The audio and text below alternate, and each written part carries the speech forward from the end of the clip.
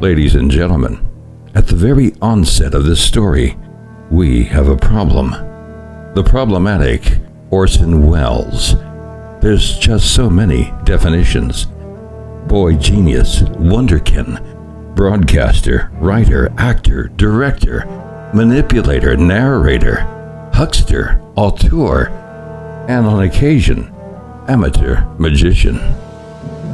Well, it's true I have several professions. I write and direct and act in motion pictures and plays.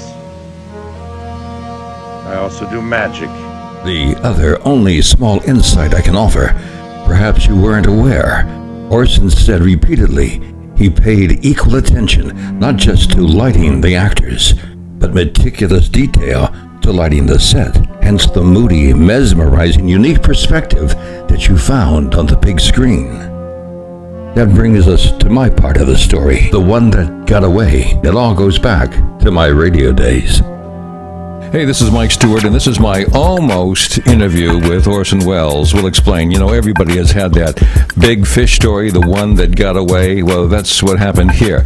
Now, I have Rich Little, the Impressionist, to help simulate what happened in this particular instance. And also, you'll hear him refer to me as Matt, because for a couple of years in the business of broadcasting, I used my middle name, Matt, rather than Mike. So that'll explain that. But anyway, quick episode about what happened with the almost interview that occurred. Here it is. You had the privilege of working in the golden age of entertainment. I mean, you've met them all. George Burns, Cary Grant, Judy Garland, John Wayne, John Huston, the director, film director, Orson Welles. Mm-hmm. Made a film with Orson. Never released. No? No, it never was finished, called The Other Side of the Wind. I think it was blown away. Like most of his movies, never finished, a lot of them, yeah. Oh, there's a bunch of them that were never finished, you know. And, hey, I got to get you to do, you must do Orson as well.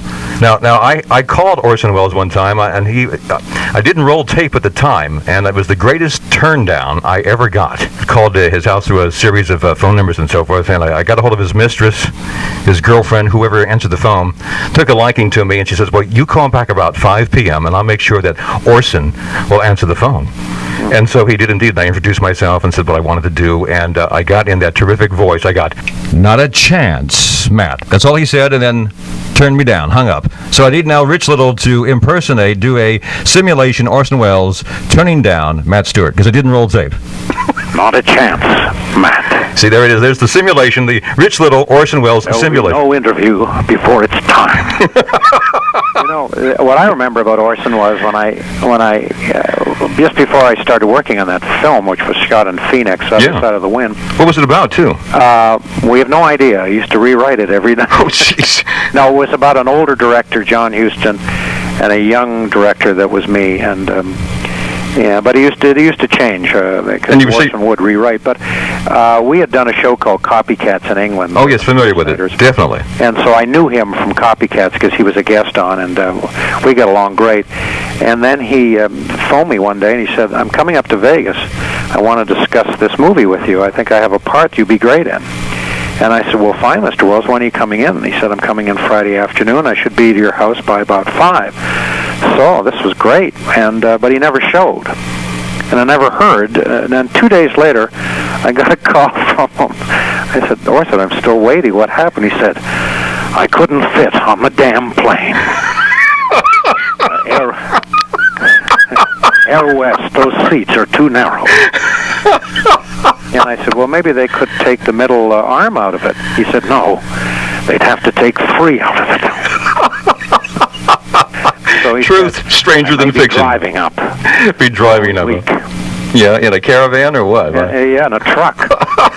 I mean, I don't want to poke fun of people that are overweight, but Orson was not overweight. He was a country. Much thanks to Impressionist comedian Rich Little. And just for the record, memorandum, in 2018, Orson's friend, director Peter Bogdanovich, ultimately finished Other Side of the Wind. Critics and the public once more were totally mesmerized, proving again that Orson Welles was vastly ahead of his time.